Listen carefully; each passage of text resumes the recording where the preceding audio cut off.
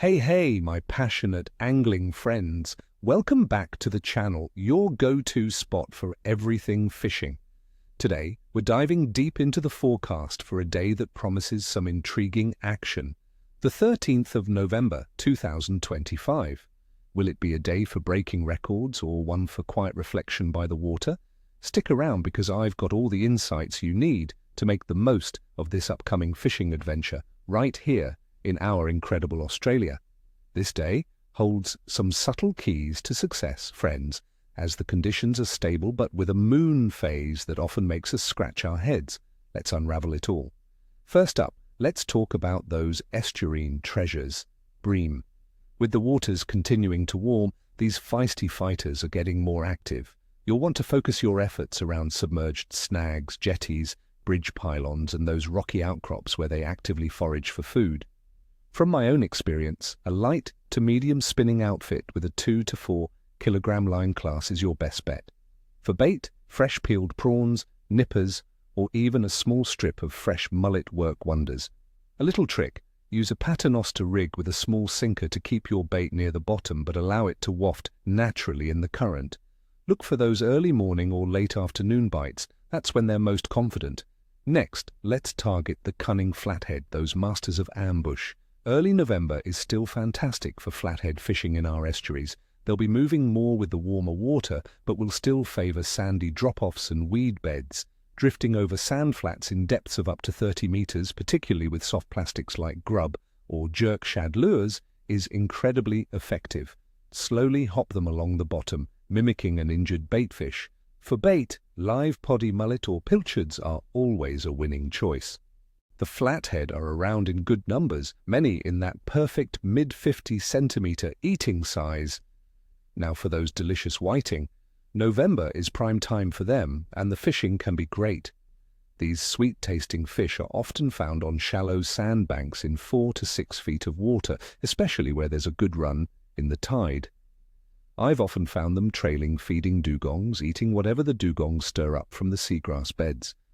A simple paternoster rig with live bloodworms, frozen beachworms, or even peeled prawns will get you plenty of bites.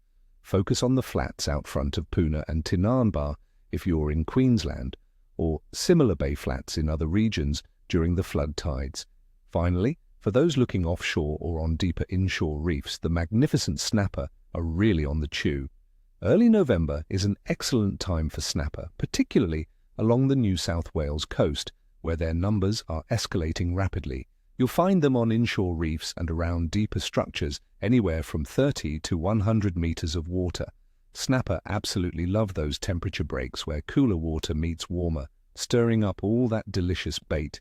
For tackle, your trusty paternoster rigs with pilchards or fresh squid will be deadly. Don't shy away from soft plastics either. A 5 to 7 inch grub or jerk shad in natural colors jigged slowly near the bottom can really entice a strike, especially during those low-light periods. Now let's break down the overall conditions for the 13th of November 2025 across Australia to understand why these tactics will work. Weather-wise, we're looking at a generally stable and dry day across much of the country. Temperatures will be comfortable, hovering around 22 degrees Celsius in the morning, rising to 24 degrees Celsius around noon, and settling back to 21 degrees Celsius by evening. The wind will be coming from the northeast with a maximum strength of 5 on the Beaufort scale. This stable, dry weather without significant pressure, drops or heavy rain is generally favorable for fishing, keeping fish feeding patterns consistent. Water temperature is our big story. Along the eastern coast, especially around Sydney, sea temperatures will be comfortably warming, averaging around 19 to 21 degrees Celsius. Further north, in places like Brisbane, it's even warmer, averaging around 23 degrees Celsius. This warming trend is fantastic for fishing. As the water heats up, fish become more active, their metabolism increases, and they need to feed more frequently. Many species will be moving into shallower areas to forage, making them more accessible to us anglers.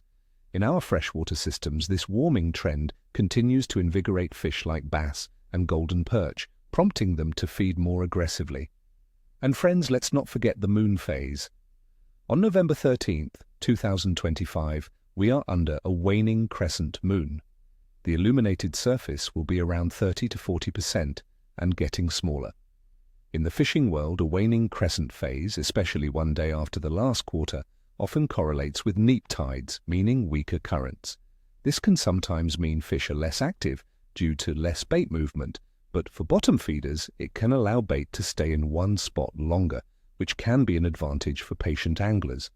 Popular fishing wisdom suggests that the bite can be slower during this phase, but consistent effort in prime feeding times, especially around dawn and dusk, can still yield great results. Overall, my friends, I'd give the fishing forecast for the 13th of November a good to average rating. We have stable, warm weather and warming water temperatures, which are definite positives. However, the waning crescent moon and associated weaker tides might make the bite a bit more subtle, requiring a bit more patience and finesse. Focus on those prime feeding times and target areas where bait congregates, and you'll find success. So there you have it, my friends, your comprehensive forecast for the 13th of November 2025. Get out there, enjoy the beautiful Australian waters, and may your lines be tight. Tight lines, everyone. And don't forget, if you found this forecast helpful, smash that like button, subscribe to the channel for more expert tips, and hit the notification bell so you never miss an update. We'd love to hear your plans for this day. What species are you targeting? What are your go-to baits? Share your thoughts in the comments below. Until next time, stay safe and happy fishing.